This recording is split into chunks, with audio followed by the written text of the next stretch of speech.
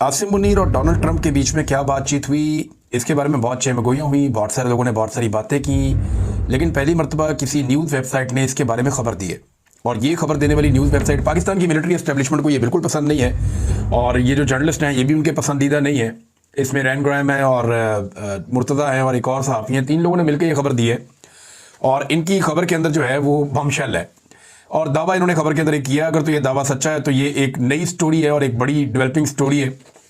ये जो news website है अब ये अमेरिका के अंदर है, और अगर ये कोई गलत खबर देते हैं तो इनके ऊपर वहाँ पे केस भी हो सकता है। और वहाँ पे खबर देने से पहले इदारे काफ़ी दफ़ा सोचते भी हैं कि उनके ऊपर अगर केस हो गया तो फिर क्या करेंगे। लेकिन इस खबर के अंदर कोई चीज़ें ऐसी हैं जो मैंने बतौर सहाफ़ी नोट की, मैं आपके सामने भी रख देता हूँ। एक वो ये कह रहे हैं कि डोनाल्ड ट्रंप ने आसिम मुनीर को कहा कि इमरान खान का इशू हल करो, लेकिन अभी तक वो नहीं सुन रहा। सिंपल इसके अंदर ये लिखा हो कि इमरान खान का मसला हल करें, लेकिन अभी तक उन्होंने इस पर अमल दरामद नहीं किया। दोनों तरफ से मुलाकात में 4 लोग मौजूद थे, ये इस खबर ने दावा किया। और एक बंदे का नाम बताया कि मोहसिन नकवी इस मुलाकात का हिस्सा था, जो पाकिस्तान का वजीर दाखिला, ये भी इसके अंदर लिखा था। जो एग्जैक्टली डोनाल्ड ट्रंप ने कहा वो अब मैं आपको बता रहा हूं। इस खबर के मुताबिक डोनाल्ड ट्रंप ने आसिम मुनीर से कहा कि उसने सपोर्टर से वादा किया था, अपने सपोर्टर से वादा किया था कि इमरान खान का मसला हल कराऊंगा। आगे इस खबर में लिखा है कि मेरे पाकिस्तान में दोस्त हैं जिन्होंने मेरी इलेक्शन में मदद की है, मेरे बहुत सारे पाकिस्तानी दोस्त हैं, आपको यह मसला हल करने की जरूरत है। You need to resolve this issue. ये एक्चुअली उन्होंने कहा कि आपको यह मसला हल करने की जरूरत है। ट्रंप ने बराह रास्त मुनीर से यह बात की। एक जराए ने यह बात कंफर्म की है कि डोनाल्ड ट्रंप ने आसिम मुनीर को कहा कि मेरे पाकिस्तानी दोस्त हैं जिन्होंने मेरी इलेक्शन में मदद की, और मेरे बहुत सारे पाकिस्तान में दोस्त हैं, आपको यह मसला हल करने की ज़रूरत है। इमरान खान के हवाले से मैंने उनके सपोर्टर से वादा किया है कि इमरान खान का मसला हल कराऊंगा। अब ये जनाब डोनाल्ड ट्रंप ने आसिम मुनीर को कहा बकौल ये जो पेपर है या वेबसाइट है ड्रॉप साइट न्यूज़, इनके मुताबिक। फिर वो ये कहते हैं कि एक सोर्स ने हमें ये कंफर्म कर दिया कि ये बात डोनाल्ड ट्रंप ने बराह रास्त पाकिस्तानी फील्ड मार्शल से कही। दूसरा उन्होंने कहा कि एक और जरिए से मैंने पूछा, जो 8 बंदे वहां पे इजाफी मौजूद थे, 8 बंदों को बोला 4 इधर से 4 इधर से देना, तो उन्होंने कहा दूसरा। फिर हमने एक और बंदे से कंफर्म किया कि क्या ये बात हुई, तो उसने ये जरूर कंफर्म किया कि ये बात हुई थी, यानी इमरान खान डिस्कस हुआ, ये बात जरूर हुई कि इमरान खान के बारे में डोनाल्ड ट्रंप ने आसिम मुनीर को कुछ कहा, डिस्कशन हुई है, लेकिन हरफ ब हरफ तस्दीक वो नहीं कर सका। यानी एक सोर्स ने जो खबर दी, दूसरे सोर्स ने उसकी हरफ ब हरफ तस्दीक नहीं की कि ये बात जरूर हुई है, लेकिन जुमला इस तरह नहीं, इस तरह था। लेकिन चले इससे एक बात निकलती है कि बहुत सारे हमारे दोस्त जो दावा कर रहे थे कि अभी तो उन्हीं का दावा था ना, पाकिस्तान की मिलिट्री एस्टेब्लिशमेंट के जो करीबी दोस्त हैं, सहाफ़ी हैं या लोग हैं, उनकी तरफ से ही खबरें बाहर आ रही थी। तो वो ये कह रहे थे और खबरें वो दे रहे थे, सहाफ़ी, उनका ये कहना था कि ऐसी कोई बात हुई नहीं, इमरान खान के बारे में कोई डिस्कशन नहीं हुई ट्रंप की और आसिम मुनीर की मुलाकात में। लेकिन अब ये एक नई डेवलपमेंट है।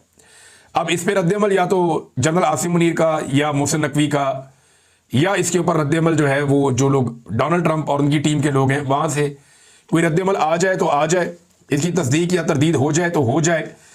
बहरहाल अभी तक जो है वो कोई भी ऐसी चीज़ पब्लिक नहीं हुई थी, जो पहली मरतबा ड्रॉप साइट न्यूज़ ने इसको पब्लिक किया है। क्या ये खबर सच्ची है? तो मैं बतौर सहाफ़ी इसके अंदर 2-3 चीज़ें देख रहा हूँ जो मुझे इसमें मिसिंग लग रही।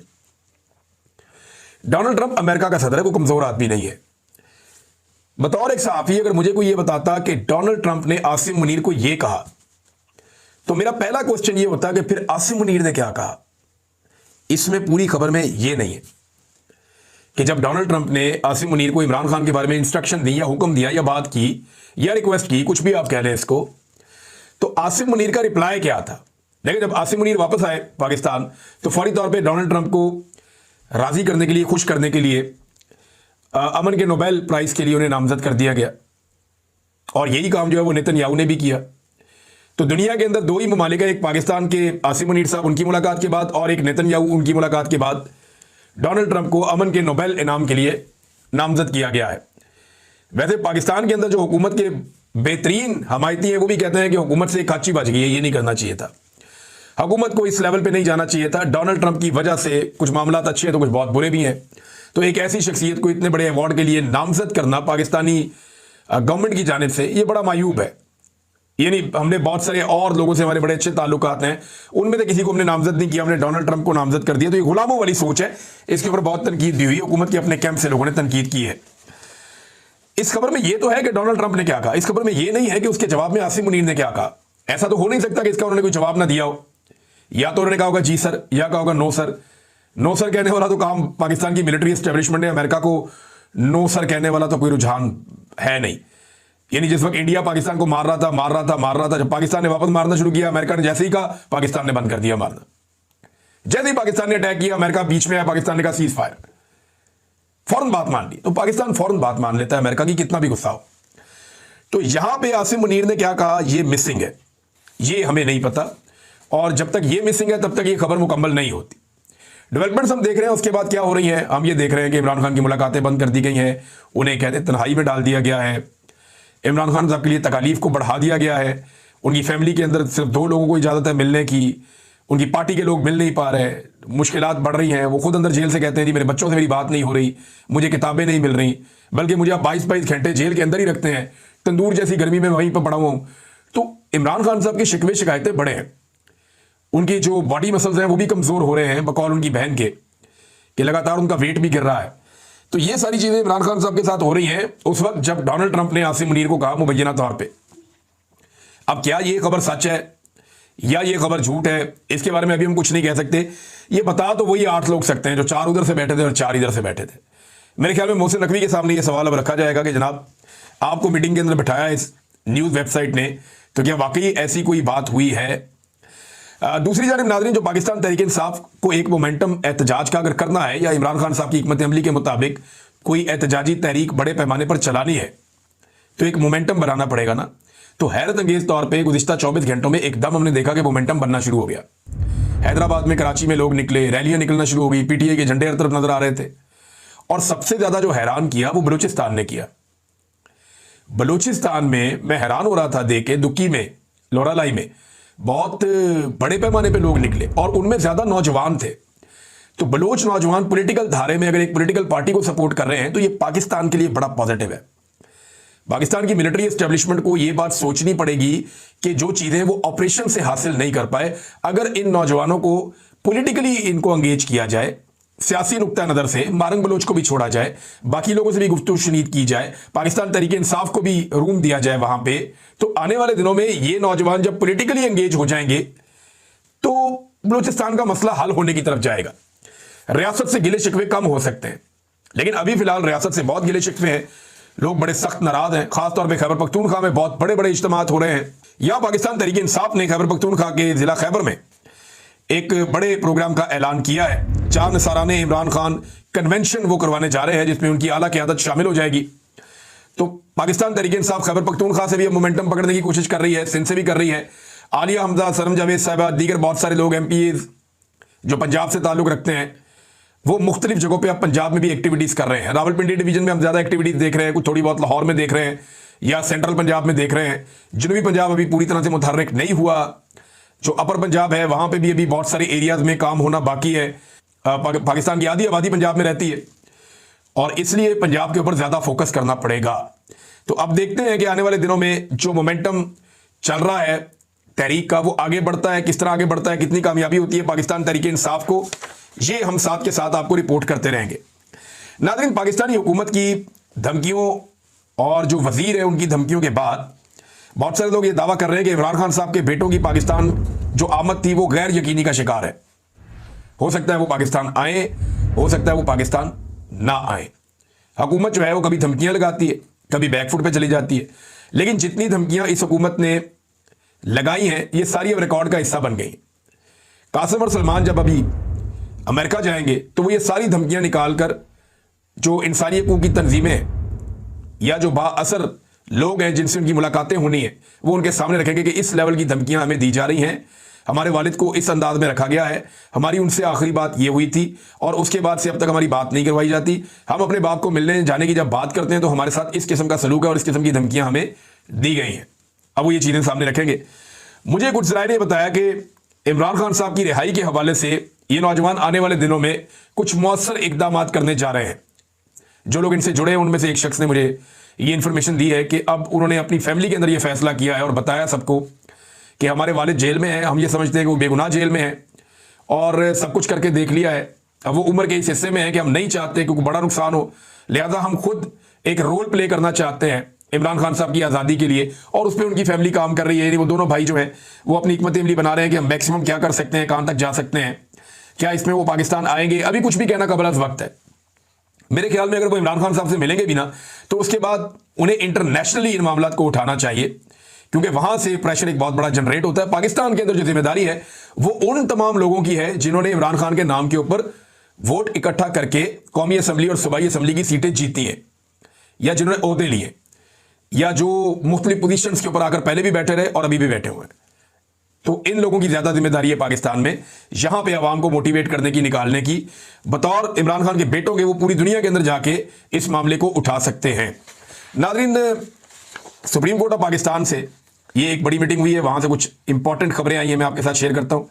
चीफ जस्टिस याया अफरीदी की ज़ेर सदारत नेशनल जुडिशल पॉलिसी कमेटी का इजलास हुआ है, और इसके अंदर जो सबसे इंपॉर्टेंट बात है, यानी जो मेरे दिल के भी बहुत करीब है, उन्होंने जबरी गुमशुदगियों के ऊपर गहरी तशवीश का इजहार करते हुए यह कहा कि अदलिया बुनियादी हुकूक के तहफ़्फ़ुज़ पर किसी सूरत समझौता नहीं करेगी। देखिए, अदलिया पूरी की पूरी समझौते का शिकार हो गई है इस वक्त। प्रैक्टिकली तो यही है ना 26वीं आईनी तरमीम के बाद कि चीफ जस्टिस ऑफ पाकिस्तान के इख्तियारात कम है, आईनी अदालत के इख्तियारात ज़्यादा है। चीफ जस्टिस ऑफ पाकिस्तान का ओहदा जो है वो एक सेरेमोनियल ओहदा हो गया, जैसे सदर और वज़ीर आज़म में सदर का ओहदा होता है, एक अलामती ओहदा होता है, ऐसे ही चीफ जस्टिस ऑफ पाकिस्तान का ओहदा दिखाई देता है। लेकिन उन्होंने जो बात की है ना ये कि इसमें बाकी चीफ जस्टिस भी उनके साथ थे, इस्लामाबाद, लाहौर, बाकी इलाकों से जहाँ जहाँ से चीफ जस्टिस हैं सारे के सारे आए हुए थे। तमाम हाई कोर्ट के चीफ जस्टिस ने शिरकत की है, और सुप्रीम कोर्ट ऑफ पाकिस्तान के जारी करदा एलामिया में national judicial policy making committee ने जबरी गुमशुदगियों का नोटिस लेते हुए कहा कि एग्जीक्यूटिव के खदशात पर रद्द-ए-अमल के लिए इदारा जाती कमेटी कायम की जाए। कमेटी रद्द-ए-अमल मुरतब करेगी और अटॉर्नी जनरल के जरिए एग्जीक्यूटिव तक पहुंचाया जाएगा। देखिए, मैं बात कर देता हूं ना, अभी डायरेक्ट बात कर देता हूं। अगर आप में से किसी के पास इख्तियार है और आप चीफ जस्टिस ऑफ पाकिस्तान तक ये मेरे जुमले पहुंचा सकते हैं तो जरूर आप पहुंचा दें। बात सिर्फ इतनी है कि जो इनसे पहले चीफ जस्टिस थे, मैं उनको भी चिल्लाता रहा और उन्हें कहता रहा कि आप मुझे बुलाएं, मैं आपको बताता हूं मुझे 5 महीने तक जबरी तौर पे लापता रखा गया है, मैं बताता हूं मुझे कौन ले गया था, कहां रखा था, वो जगह भी आपको दिखा देता हूं, आपको साबित भी कर देता हूं कि क्या क्या होता है वहां पे और किस तरीके से होता है। आप हौसला करें, मुझे बुलाएं। कादी फायद ईसा ने मुझे नहीं बुलाया। अब अगर आप वाकई दिलचस्पी रखते हैं जबरी गुमशुदगियों के हवाले से, तो मौजूदा chief justice of Pakistan Yahya Afridi साहब आप बुला लें, आप पूछ लें, किसी भी जो शख्स जबरी तौर पे लापता हुआ उसको बुला लें और पूछ लें।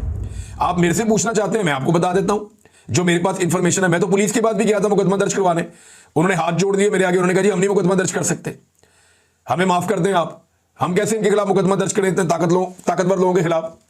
तो देखिए, एक सवाल पैदा होता है, मैं चीफ जस्टिस साहब से और उनके साथ जितने भी सारे चीफ जस्टिस हाई कोर्ट्स के मौजूद थे, मैं एक सवाल पूछना चाहता हूं, क्या जबरी तौर पे अगर कोई शख्स लापता हो गया है तो उसको बाजियाब करवाने की जिम्मेदारी अदालत की होती है? नहीं, ये इदारों की जिम्मेदारी होती है कि उसको बाजियाब करवाया जाए। अदालत की जिम्मेदारी होती है कि इस सिलसिले में इंसाफ किया जाए। यानी जिस शख्स ने, जिस इदारे ने, जिस गिरोह ने, या जिन लोगों ने, या जिस ऑफिसर ने जबरी तौर पे लापता किया किसी को, उसको सजा दी जाए। जब तक आप सजा नहीं देंगे ना, जब तक आप एहतसाब नहीं करेंगे उन लोगों का जो जबरी तौर पे इंसानों को लापता करते हैं, या जो जबरी गुमशुदगियों के लिए जिम्मेदार हैं, या जो फोर्सफुली इंसानों को उठाकर ले जाते हैं, उन्हें मारते हैं, टॉर्चर करते हैं, इलीगल हिरासत के अंदर रखते हैं, जब तक आप उन अनासर को पकड़ के सजा नहीं देंगे ना, जब तक आप उन्हें लाकर कानून के कटहरे के अंदर खड़ा नहीं करेंगे, तब तक यह मामला ठीक नहीं होगा। मैं आपको कोरे कागज पे लिख के देने के लिए तैयार हूं कि जब तक आप ऐसे अनासर को कानून की गिरफ्त के अंदर नहीं लेकर आएंगे, यह मामला ठीक नहीं होगा। यही चैलेंज मैंने काजी फायद ईसा साहब को भी किया था, आज आपको भी मैं यही कह रहा हूं कि आप किसी एक केस के अंदर मिसाल बना दें किसी एक ऑफिसर को, किसी एक बंदे को। सब जानते हैं पाकिस्तान की मिलिट्री एस्टेब्लिशमेंट और पाकिस्तान के जो इदारे हैं सिक्योरिटी के, वो इसके पीछे होते हैं जबरी तौर पे लापता करने के मामला में। ये कोई ढकी छुपी बात नहीं है, आलमी सतह पे छपी है। जितने बंदे छूट कर आते हैं, आप किसी को अपने चेंबर में बुला लें और बुलाकर पूछे आपको कौन ले गया था। बुला लें आप सदाकत अब्बासी को, उस्मान डार को, पूछे कौन ले गया था। आप बुला लें ना, मंजूता साहब को बुला लें, पूछे उनसे उन्हें कौन ले गया था, वो आपको बता देंगे। आपकी अपनी जुडिशरी से उनका ताल्लुक है, सीनियर लॉयर है वो, उन्हें बुलाकर पूछ लें। और वकला जो गायब हुए थे उन्हें बुलाकर पूछ लें आप। सब आपको बता दें कि उन्हें कौन उठाकर ले गया था, कहां ले गया। अहमद फरहाद साहब को बुलाएं, मुझे बुलाएं, आप पूछें, आपको सब लोग आपके चैम्बर में खड़े होकर बताएंगे और आप खुद जानते हैं कि जबरी तौर पे लापता किसने किया और कैसे किया और कहां रखा। ज्यादातर चीजें आप लोगों को पता होती हैं। तो मेरी आपसे ये गुजारिश है कि आप जब तक सजा नहीं देंगे तब तक बाजियाबियों का कोई फायदा नहीं। ये लोग जबरी तौर पे लापता होते रहेंगे, क्योंकि लापता करने वालों को ये पता है कि हमारे खिलाफ एक्शन कोई नहीं होना, किसी अदालत ने हमारे खिलाफ कुछ नहीं करना, लिहाजा वो दीदा दलीली के साथ यही काम करते हैं और फिर करते रहेंगे। नाज़रीन, एक और डाटा मेरे पास आया और ये महंगाई के हवाले से बड़ा इंपॉर्टेंट। इस साल में जो चीनी की कीमतों में इजाफा हुआ है, ये महकमा शुमारियात है हुकूमत का, और अभी जो ये कीमत बता रहे हैं वो कम बता रहे हैं। मार्केट में चीनी ने डबल सेंचुरी मुकम्मल कर ली है। जब ये चीनी 80 रुपए किलो हुई थी तो रोला डाल दिया था पाकिस्तान में, पाकिस्तान के मीडिया ने भी और पाकिस्तान की पीडीएम की जमातों ने भी, और महंगी करने वाले भी खुद ही थे, क्योंकि सारी चीनी शुगर मिलें इनकी अपनी है। तो जब 80 रुपए हुई तो इन्होंने रोला डाल दिया था, और आज डबल सेंचुरी की है चीनी ने। ये अखबारात में खबरें छप रही हैं। तो डबल सेंचुरी पे बात करने को कोई तैयार नहीं है। हुकूमत खुद महकमा शुमारियात इस बात का एतराफ कर रहा है कि 55 रुपए किलो इजाफा हो गया अभी चीनी के अंदर, और चिकन की कीमत में 70 रुपए किलो इजाफा हुआ जुलाई के पहले एक हफ्ते के अंदर। 51 अशिया जरूरत जो है उनमें से 19 की कीमतें एकदम बढ़ गई हैं, सिर्फ 6 की कीमतें कम हुई हैं। तो ये पाकिस्तान में महंगाई लगातार फिर ऊपर की तरफ जा रही है, लेकिन किसी की इसकी तरफ तवज्जो नहीं है, कोई इसकी तरफ तवज्जो देना ही नहीं चाहता। ताजिर हैं वो भड़के हुए हैं। ये ताजिरों को मैं पढ़ रहा था, वो कह रहे हैं जी हमने टैक्स नहीं देना, हम एहतजाज में जा रहे हैं। ताजिरों को गुस्सा अपनी जगह पे है, वो कहते हैं जी हमें कुछ सहूलत मिले तो हम टैक्स देना। तो आप उनकी बातें तो सुने ताजिरों की। वो कहते हैं जी इमरान खान के दौर में गुर्बत कम थी, आप 45% पर ले गए। 135 अरब डॉलर जो आपने IMF से लिया उसका आप हमें हिसाब तो देना, पहले आपने हमारे ऊपर कितना खर्च किया। उन्होंने यूके की मिसाल दी कि उनके हुक्मरान अखराजात करते ही नहीं, गाड़ियां सरकारी उनको नहीं मिलती ज्यादा, आपके मुकाबले में उनका खर्चा बहुत कम है। दुनिया पे उन्होंने हुकूमत की है, और आप 1 लाख लग्जरी गाड़ियां आपके लोग इस्तेमाल कर रहे हैं, ब्यूरोक्रेट और वजीर, इनका तो हिसाब दें पहले। जो पेट्रोल इस्तेमाल कर रहे हैं उसका हिसाब दें पहले। 8200 अरब उन्होंने कहा जी ये सूद में आप दे रहे हैं हर साल, आपने कर्जा हमसे पूछ के लिया था, अगर लिया तो बताओ कहां खर्च किया, कर्जे का हिसाब तो हमें दो।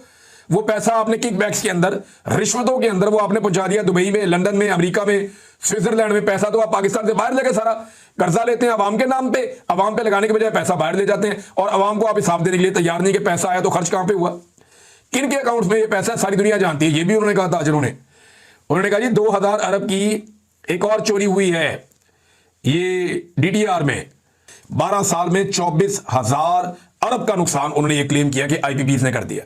और इसके लिए जिम्मेदार कौन है? यही शरीफ खानदान, जरदारी खानदान। इन्होंने टका के IPPs लगाए। राजा रेंटल कहते थे राजा परवेज अशरफ को, उसके बाद इन्होंने खुद लाके लगा दिए IPPs। और पाकिस्तान को जो नुकसान 12 साल में हुआ, 24,000 अरब का नुकसान हुआ पाकिस्तान को, ये ताजिरों ने दावा किया।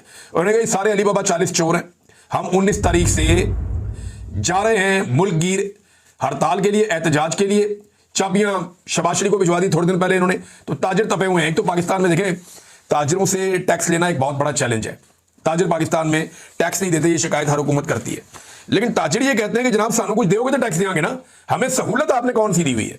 कोई सहूलत सरकार हमें बताए कि उन्होंने हमें ये सहूलत दी है, इसके बदले में टैक्स हम जमा कराएं तो हमसे टैक्स ले लें। अब ये रोला पड़ा हुआ है। हुकूमत कहती है टैक्स दो, ताजिर कहते हैं किस बात का टैक्स दें, आप हमें सहूलत क्या दे रहे हैं? और वो ये कहते हैं जालिमाना टैक्स है। अब जो इख्तियारात बढ़ा दिए FBR के ताजिरों से टैक्स लेने के लिए कि बंदे गिरफ्तार करो, अंदर डालो, उस पर वो और ज्यादा परेशान है। और 19 जुलाई से वो लोग कह रहे हैं जी हम मुल्क की हड़ताल के ऊपर चले जाएंगे इस मामले को लेकर। नाज़रीन, मौलाना खानजेब साहब की शहादत के बाद ANP ने इजलास बुलाया अपने थिंक टैंक का, और वो 2 ऑप्शन पे गौर कर रहे हैं, या तो मोटरवेज को बंद कर देंगे या वो पेशावर के अंदर बड़ा एहतजाज करेंगे। लेकिन देखिए मौलाना साहब का जो शिकवा था या उनकी तहरीक जो चल रही थी वो एक ऑपरेशन के खिलाफ चल रही थी, ड्रोन्स के खिलाफ, और वो वफाकी हुकूमत करती है। तो ANP ने अगर एहतजाज करना है उनके हवाले से, मोटरवेज बंद करना है, उनका जो भी एहतजाज तो उनका हक है, जहां मर्जी वो करें। लेकिन ये फेडरल गवर्नमेंट के खिलाफ पेशावर में एहतजाज कैसे करेंगे? सवाल तो ये पैदा होता है। बहरहाल देखते हैं ANP इसमें क्या फैसला करती है।